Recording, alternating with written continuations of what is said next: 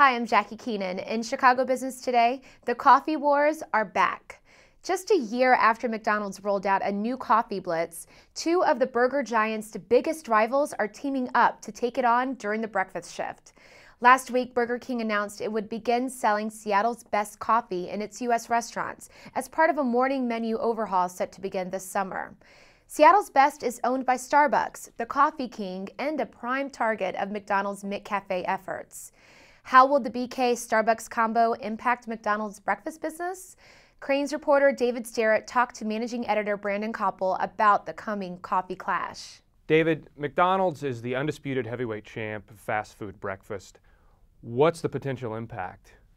Obviously, having one of their biggest competitors really step up their coffee in the morning can have an impact for McDonald's, especially in the long term, because they have dominated breakfast in so many different ways, and they tried to expand that last year by... They spent a lot of money to try to build out the McCafe. This has been a huge rollout for them, one of their biggest rollouts in 30 years roughly, and this has been a big focus for their executives as well, and they see this as a big growth driver in the future, trying to expand on breakfast and snacking. Now, but Burger King has tried to go after them in the mornings before and never really with much success, right? Burger King has had mixed product rollouts and so forth, but this seems like, usually coffee they found is a key part. McDonald's had big success, they say, after they improved their regular coffee and made it more premium.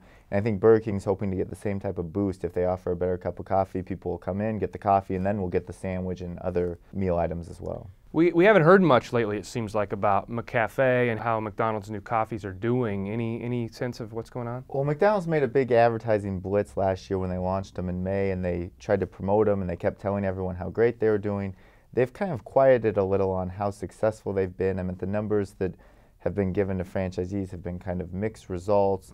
McDonald's now has kind of turned their focus to rolling out their frappes and smoothies, which is the next line of the beverages. But obviously, when you just look at their same-store sales, they've had 3 out of the last 4 months. They've actually been slightly down in the U.S. So the best you could say is maybe the McCafe is not making things worse. And breakfast has been especially weak, right? Yeah, breakfast has been hurt really badly for McDonald's and across the industry.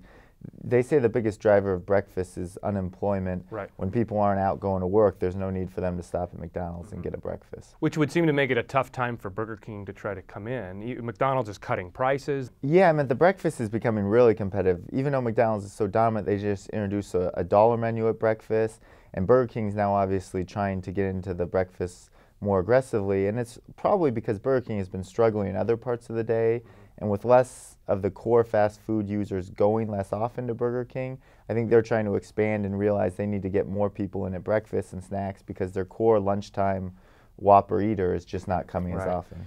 Now, when McCafe came out, everybody was anticipating this big war between McDonald's and Starbucks.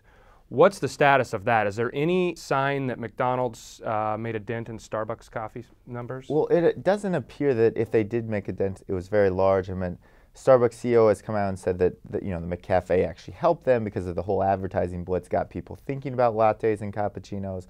And a lot of people talk about that there are a different group of customers that go to Starbucks regularly than go to McDonald's. Both chains have been going through rough times with the economy, so it's hard to tell exactly what's been the sales, but it doesn't appear that Starbucks has been that affected by McDonald's up until this point. So it turns out that there's Starbucks people and there's McDonald's people after all. Exactly. And never the twain shall meet. There's small twain, but not a big overlap, it doesn't appear. Okay. Well, thanks, David. Thank you. See you around. And that's all for this edition of Chicago Business Today. For all of your breaking news, be sure to stay with chicagobusiness.com and download our podcast on iTunes to see us on the go. Thanks for watching. We'll see you tomorrow.